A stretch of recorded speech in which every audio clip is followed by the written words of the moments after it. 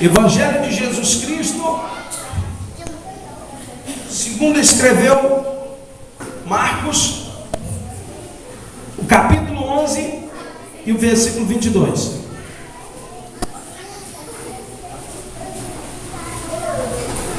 Quem achou, diz amém. Quem não achou, diga misericórdia. Está todo mundo afiado. Vamos ler. Diz assim: e Jesus respondendo disse-lhes: tendes fé em Deus?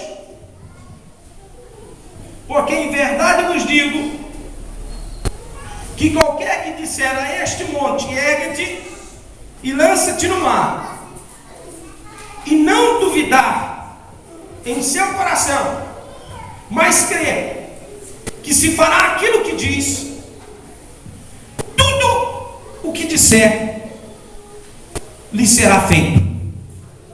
Por isso vos digo que tudo o quanto pedides orando, crede que o recebereis e te-á-lo-eis. Amém. Pode tomar os vossos assentos novamente.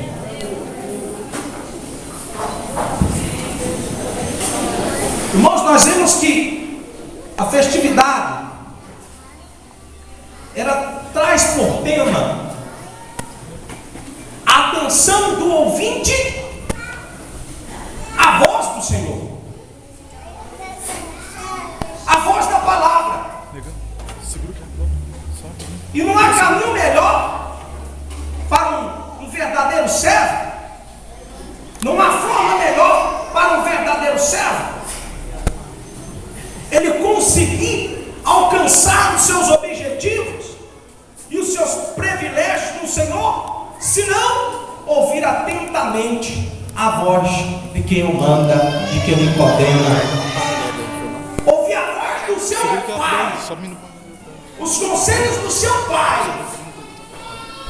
é que vamos conseguir caminhar no caminho de retidão e alcançar o privilégio maior das mãos do Senhor. Visando esse tema, eu trago aqui, nessa noite,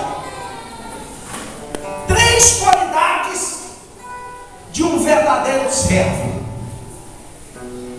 São qualidades indispensáveis na vida de alguém que se diz servo, de alguém que talvez hoje não se qualifica como verdadeiro servo, mas talvez ele se qualifica na condição de querer ser um verdadeiro servo. E a palavra de Deus diz que o povo do Senhor morre e sofre por falta de conhecimento.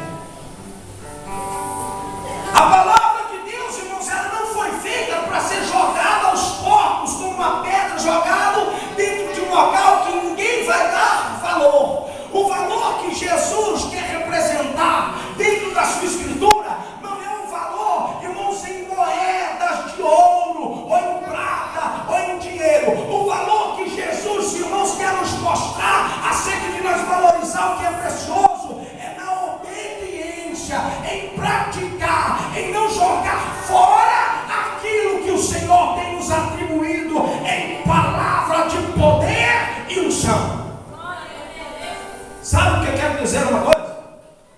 É que no princípio, quando Deus criou o mundo, no princípio, Ele criou tudo pela força e o poder da sua palavra. Talvez algumas pessoas ficam paradas, perplexas, vivendo determinada situação, ou enfrentando determinada situação, circunstância na sua vida, e até duvida da existência de Deus, ou duvida da aproximação de Deus à sua criação. Outros até desacreditam fielmente na existência total de Deus, porque talvez está descontente, porque está passando alguma experiência forte, ou enfrentando alguns determinados desafios na vida. E ele questiona o Senhor e diz: se o Senhor existe, então ele está calado. Ele resolveu calar. Eu vou um pouco mais adiante, que eu quero te dizer uma coisa. Deus se cala, meu irmão, quando você não consegue ouvir a voz de Deus em determinada circunstância na sua vida, não é porque Ele não está agindo na sua vida, muito pelo contrário. Deus falou muito por nós em silêncio, em um momento de mais dor na sua vida, e venceu as piores situações. Não foi gritando, esbravejando, não. Ele venceu as piores torturas da sua vida, ali na beira da sua morte. Foi no silêncio, e no silêncio Ele venceu a cruz. E quando Ele venceu, Ele conquistou a sua maior obra, que é a libertação e a salvação para o povo perdido, que sou eu. Quando Deus se cala, meu irmão, é porque Ele está trabalhando. Sabe o que eu quero dizer nessa noite, meu irmão, para ti? Que quando, irmãos, nós tomamos uma atitude de fé diante de Deus, a atitude que eu quero dizer nessa noite não é uma atitude daquela comum do dia a dia, em querer, irmãos, dividir a sua fé em partes naturais do seu cotidiano de vida, como se tudo estivesse diante de você, fosse uma coisa comum, mas não é. É isso que nos torna cegos espiritualmente. É quando nós apegamos, irmão, demais só naquilo que nós enxergamos ou vemos com os nossos próprios olhos carnais, e nos preocupamos sim, talvez, de fazer as nossas correrias do dia a dia, só correndo atrás daquilo que me compraz, que me interessa, ali, irmãos, temporariamente, atrás das minhas necessidades pessoais, e esquecemos que nós somos servos.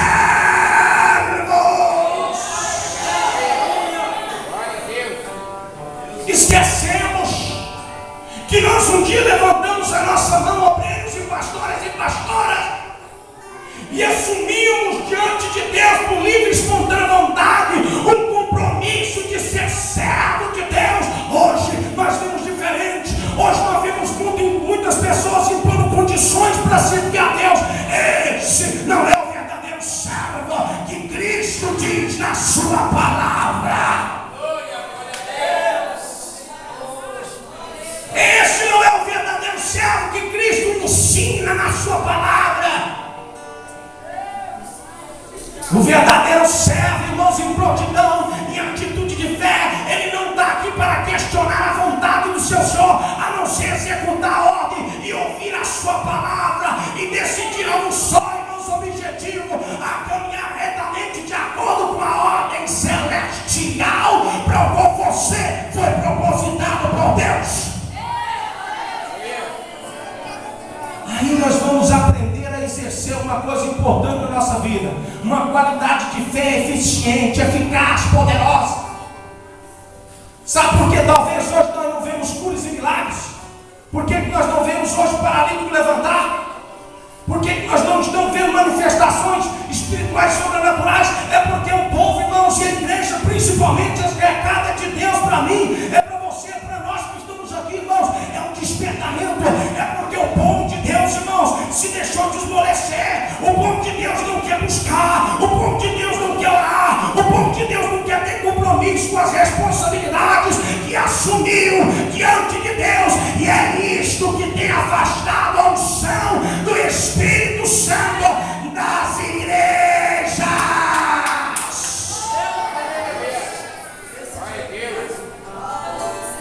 Jesus quer operar, pastor, mas cadê o servo? Jesus quer operar. Vira com o teu irmão, diz para ele: cadê o servo? Servo! Ah, Senhor, eu estou ocupado, eu casei recentemente. Eu estou com a minha esposa ainda em lua de mel, eu não estou tendo tempo. Ah, Senhor, não, agora eu ganhei aí umas fazendinhas, eu comecei a montar um negócio, e a coisa está me travando, eu não estou tendo tempo. Cadê o servo? O servo está lá entupido, irmão, de quê? dos seus afazeres pessoais.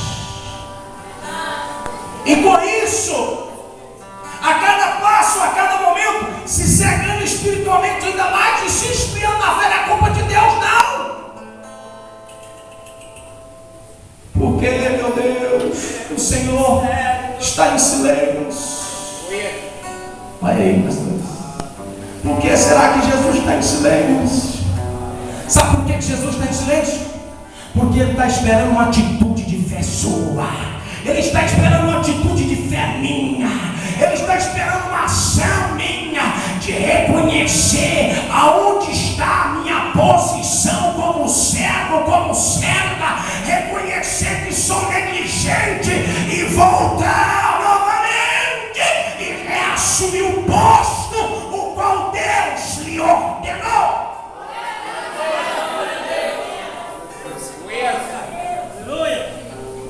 Por que está travando tudo na minha vida, meu Deus? Por falta de fé. A fé, irmãos, ela não é representada pelo egoísmo, pelos nossos próprios desejos e concupiscência, alcançar só aquilo que eu desejo, aquilo que eu quero. O que é isso? Isso é egoísmo. Eu só querer de Deus, mas nunca está pronto para oferecer a Deus. Que atitude de fé é essa minha? Que quando chega no começo do ano, pastores, principalmente agora no primeiro dia de janeiro até o dia 12 de janeiro, a maior parte das igrejas, não sei aqui no distrito, mas no Goiás é uma febre em todo lugar, projeto de vida. E todo mundo vem para a igreja, parece que é os 12 dias que é mais cheia a igreja. Chega, sabe de gente que quer? Só que ó, Jesus me dá. Ele pega o papelzinho do envelope, ou pega o livrinho. Eu quero isso, eu quero aquilo, eu quero aquilo, eu quero aquilo, e nenhuma parte eu falo, Senhor, eu vou te dar isso, te dar aquilo outro, te dar isso, vou oferecer isso, vou fazer isso, show, eu vou dedicar isso, eu vou fazer isso, estou pressionando, você só vê escrevendo, eu quero, eu preciso, eu vou alcançar, eu vou pegar. Será que é assim que Jesus quer, irmão? Meu Deus! Sim ou não? Será que é essa atitude de fé que Jesus quer de mim? Talvez, irmãos, nós estamos exercendo uma fé de uma maneira errada. E isso não tem produzido efeito na minha vida. Se eu quero café, irmãos, ela produz um efeito espetacular na minha vida, que eu sirvo de testemunho. Então eu devo tomar uma atitude de servo. Eu tenho que me levantar, eu tenho que aprender a ouvir, inclinar os meus ouvidos. Eu tenho que aprender a ouvir o Senhor. E ouvir o Senhor não representa só em deixar entrar pelo ouvido e sair pelo outro, mas ouvir o Senhor significa praticar, viver verdadeiramente a palavra de Deus. Se eu quero as promessas de Deus que estão escritas aqui, nesse livro, eu tenho que ter compromisso com este livro, com esta palavra. Às vezes alguém pode me perguntar e dizer, mas Senhor, mas pastor, eu quase não sou muito servo nada, mas tudo que eu tenho levantado a minha mão pedindo ao Senhor, não sou muito servo não. Mas eu creio que Deus me ama demais. E eu amo Jesus demais. E tudo que eu tenho levantado, o Senhor Deus tem me dado. Se alegra para você ver. Uma vez o discípulo chegou na presença do Senhor e falou, Senhor, nossa, mas o negócio é quente. O que foi, meu Senhor? Eu expulso o demônio, o trem tá. Nossa! Eu desço, quando eu falo o nome do Senhor, os capetas, os demônios submetem. Milagres acontecem, morto ressuscita, acontece 1000 maravilhas, Senhor do céu, e todo mundo alegre, todo mundo satisfeito com aquilo que estava acontecendo. E Jesus virou para eles, não se alegraram, não, porque expulsa demônio, porque vocês produzem todos esses milagres, mas se alegrar em saber se os vossos nomes estão escritos no livro da vida. Sabe por quê? Porque a proposta maior de Deus, irmãos, não é te dar benefícios terrenos, não. É te dar um benefício que foi morto na cruz do Calvário. Ou seja, alguém pagou o preço de morte na cruz do Calvário para lhe dar a herdade desta promessa. Jesus tem compromisso com a eternidade. E se você é abençoado por algum motivo aqui na terra, independente da sua fidelidade, é porque o Espírito Santo está chamando a sua atenção. E tudo que você ganha nas mãos de Deus servirá para você mesmo ser julgado diante do tribunal eclesiástico do Senhor. Naquele dia, Jesus vai chegar diante de você e vai dizer: minha filha, meu filho, você sempre ouviu a minha palavra, mas nunca quis me obedecer de verdade. E eu sempre demonstrei o meu carinho, a minha fé, o meu amor, melhor dizendo. E tenho te atribuído, sempre te atribuí. Sempre mostrei o meu carinho para você, sempre dei o que você precisou. E agora, o que você tem me entregado? Sim ou não? Quer um segredinho para você receber de Deus pela fé? É saber exercer a fé de maneira correta. Existem duas formas de você exercer essa fé. A primeira é você exercer a fé de maneira comum e natural, como todas as pessoas aí fora exercem. Quando você pergunta para a pessoa: você crê em Jesus? Ele diz: eu creio. Você crê que Jesus faz milagre? Eu creio. Você crê que Jesus levanta paralítico? Eu creio. Jesus levanta paralítico, Jesus faz tudo. Você crê que Jesus, o nosso Deus, fez a terra, fez o mundo? Creio. Ixi, eu creio em Deus. Mas na hora, irmãos, dessa fé produzir o que é importante, o que chamamos sobrenatural na vida. Cadê aquele varão que falou que era para ir para o evangelismo? Para poder sair para as casas evangelizando o povo. Ah, varão, eu fiz um compromisso para poder fazer o evangelismo, mas o negócio aqui pegou. Eu tive que ficar até mais tarde aqui no serviço.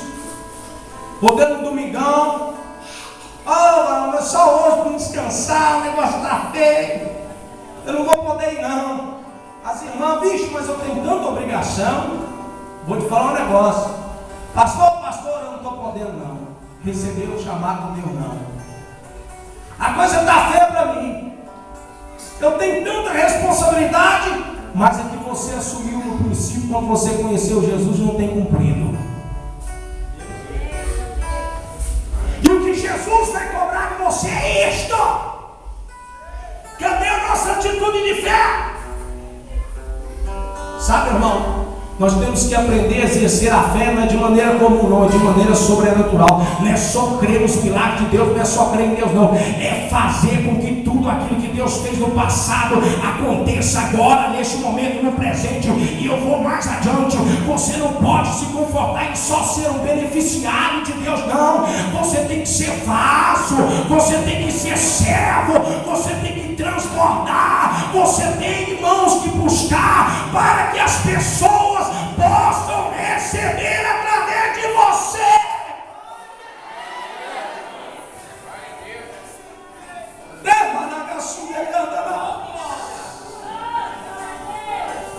Fé sobrenatural, ela nunca pode caminhar, nunca, e nunca vai poder caminhar sem um elemento importante, sem um outro elemento muito importante, que nós só ouvimos falar, mas na hora de provar é o que é doído. O que é, pastor?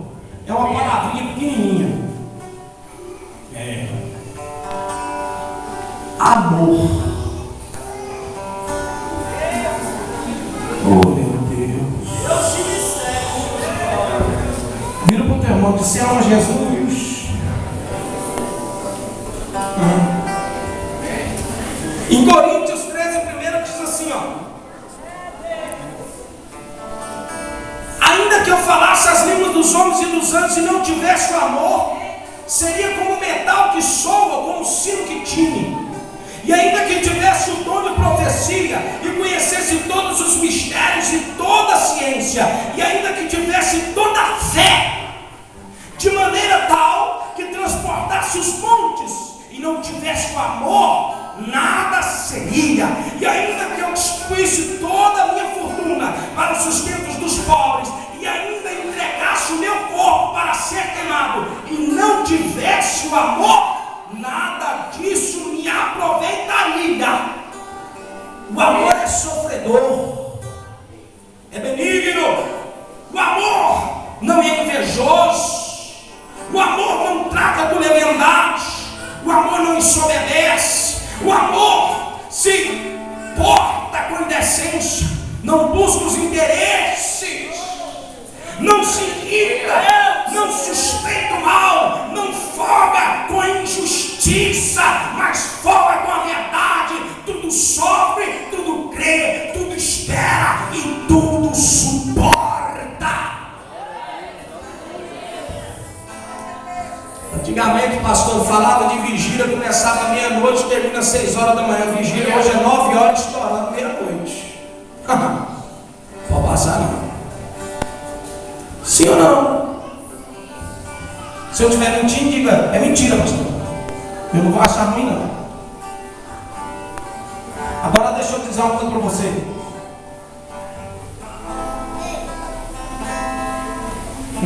De que adianta, meu irmão? De que adianta talvez eu mesmo dizer para mim mesmo: olha, eu tenho fé suficiente para poder expulsar demônio, para fazer tantas coisas, eu recebo de Deus tudo aquilo que eu peço, a minha fé é extraordinária, eu tenho realizado grandes feitos, eu tenho feito tanta coisa, mas não tenho o mais importante dentro do seu coração, é um dom de eternidade. Eu não estou falando de uma coisa só temporária aqui não.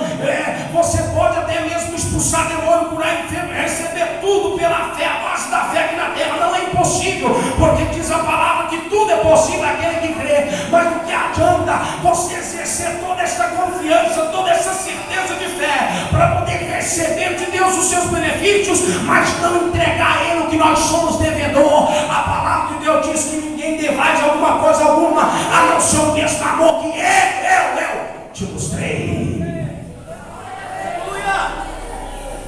O amor, irmãos, é uma dívida eterna e por isso é um dom eterno. Sim ou não? Se nós, irmãos, não possuirmos esse dom, esse amor em nosso coração, de maneira nenhuma poderemos receber a eternidade. Talvez você é uma pessoa que não tenha aqueles dons espirituais de promover grandes coisas, mas você é aquela pessoa que tudo sofre, tudo suporta. Você é aquela pessoa que quando alguém te chama para poder caminhar uma légua, você caminha com ele 2, porque é assim que manda o Senhor. Sim ou não? Eu nunca me esqueci, pastores, vocês que estão aqui, se vocês quiserem parar, irmão, que eu paro, eu paro. Quem quer que eu pare, diz amém. Quer que eu continue? Quando eu tinha 12 anos de idade, estou mentindo, 12 anos é quando eu comecei meu ministério de libertação. Quando eu tinha 9 anos de idade, eu conheci Jesus. Eu fiquei maravilhado com estar com 10 anos de idade, 10 anos de idade. Eu comecei a trabalhar na obra de Deus como obreiro. 10 anos. Quem conhece Aparecida de Goiânia? Quem conhece? Aparecida de Goiânia. Ali, tem muita gente que conhece. Eu saía de Aparecida de Goiânia. De pé. Quem conhece o setor Caravela? Atravessava-se dali, Colina Azul, Independência, Mansões. Todo lado. Eu atravessava Aparecida de Goiânia e ia pregar a palavra de Deus no Caravela de a pé. Quantas vezes eu fiz isso? Chegava lá, irmãos, acontecia, sabe o que, pastor? Eu fazia a obra de Deus, Deus fazia milagre, era uma bênção, o poder de Deus caía. A igreja não me dava, não, Deus abençoe. A igreja não me dava nem a ofertinha de eu pegar o ônibus para me vir para trás.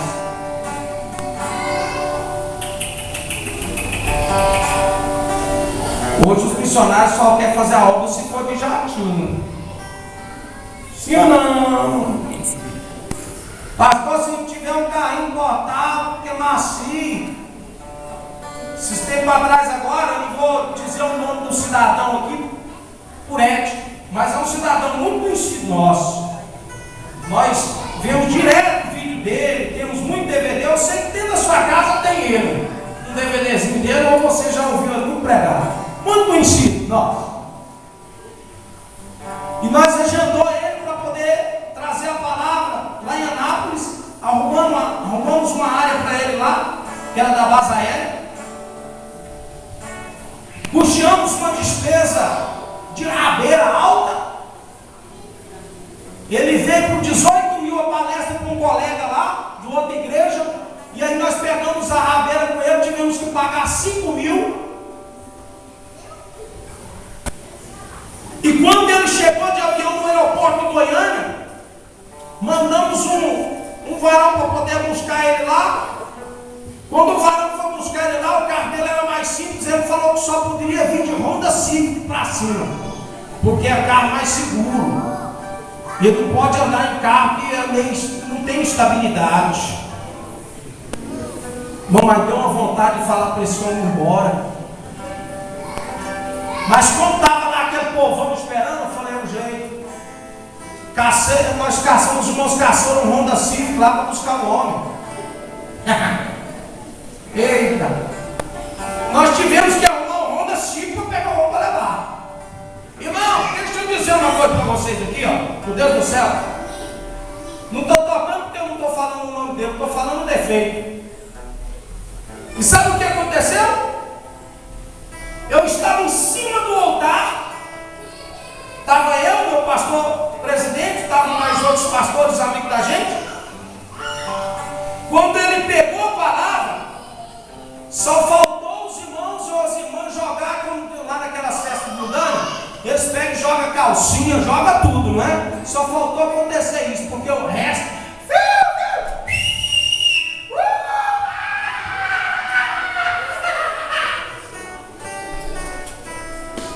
Ai, sangue de Jesus. Que isso, Jesus?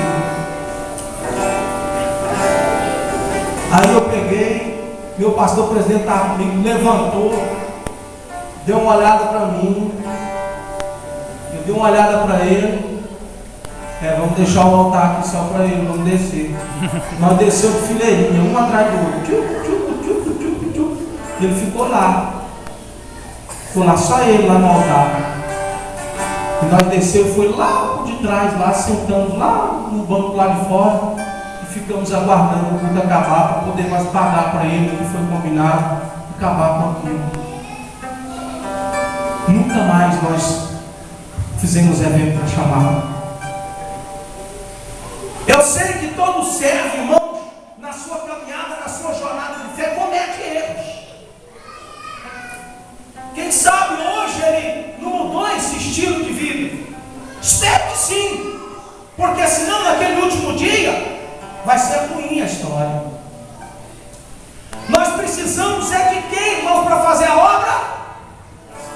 É amor. Viu, irmão? Nós precisamos de amor, irmão. Mas é um amor incondicional, amor verdadeiro, não é aquele amor, bate na costa do seu irmão aí, bate nas costas dele. Aí, fala para ele assim, você me ama? Aí agora eu vou te falar um negócio para você assim, é aquele amor que depois amanhã você está metendo o cacete em mim? Você está fofocando o meu nome para baixo, para cima, tudo que eu tenho lugar, meu irmão. Hoje eu estou vivo com a sua boca, amanhã eu já estou morto, eu estou morta. Será que o amor é fingido? O que a palavra de Deus fala? Que o amor é verdadeiro. O amor é fingido? Não, ele não pode ser fingido. O amor é temporário? Ah não, hoje eu amo minha irmã. De repente a minha irmã pisa no meu carro, amanhã eu já falo, rapaz, eu não gosto daquela irmã de jeito nenhum, não quero saber daquela irmã. Eu até gostava daquela irmã, mas sabe uma coisa? Pisou no meu carro, acabou. Agora eu não quero conversa com ela mais não. Será que esse amor que Jesus quer? Amor longânimo, irmão, é aquele que tudo suporta. E na obra, meu irmão, você sempre vai ter diversidade. Lá fora você sempre vai ter diversidade. Você sempre vai ter alguém que te percebe, porque faz parte do projeto de Deus na sua vida. O inimigo sempre vai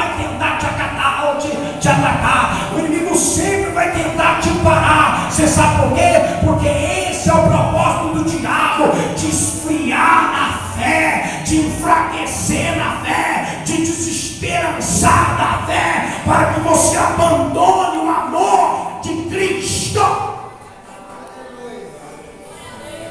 Quem quer o amor de Jesus diz amém.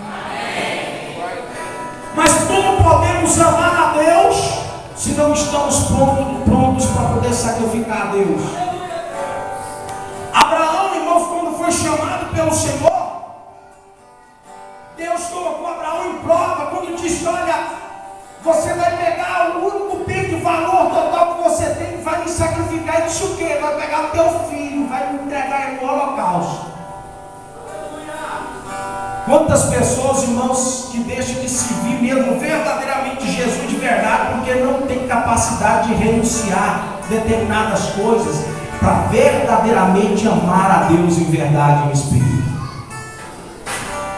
Deixa eu te dizer uma coisa: amar a Deus é uma coisa completamente diferente do que nós pensamos.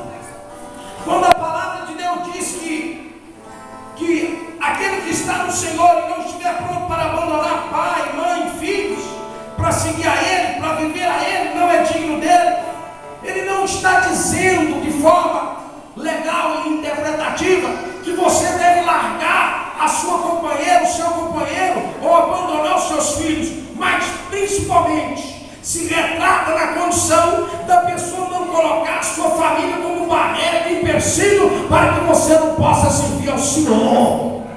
Por quê, pastor? Porque Deus procura uma intimidade pessoal e íntima com cada um. Não depende da minha esposa, não depende do meu esposo, não depende da minha irmã, não depende da minha irmã, não depende Não, Jesus está procurando uma intimidade pessoal e íntima com você. Não é culpa de Bertão, não é culpa de ninguém. A nossa comunhão de Deus não se reflete em apoiar irmãos nas condições de outros, mas é através de experiências múltiplas, através da intimidade, da busca constante diante de Deus, em manter uma vida, um relacionamento íntimo e experiências notórias e pessoais diante de Deus. Após isso, irmãos, aí nós vamos terminar com um elemento chave que nos vai colocar diante de uma condição de entendermos quais são as 3 qualidades superiores, as 3 qualidades mais importantes na vida de um verdadeiro servo.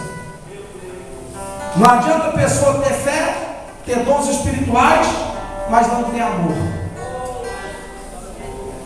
Não adianta a pessoa ter fé, ter amor, mas também não ter obediência. Porque as 3 coisas juntas formam o caráter de um verdadeiro servo de Deus. O servo que é obediente a Deus, ele não impõe condições diante de Deus. O servo desobediente a Deus é aquele cujo nome nós conhecemos na história da Bíblia. Saul, por exemplo, recebe uma ordem de Deus e ele tropeça na ordem de Deus.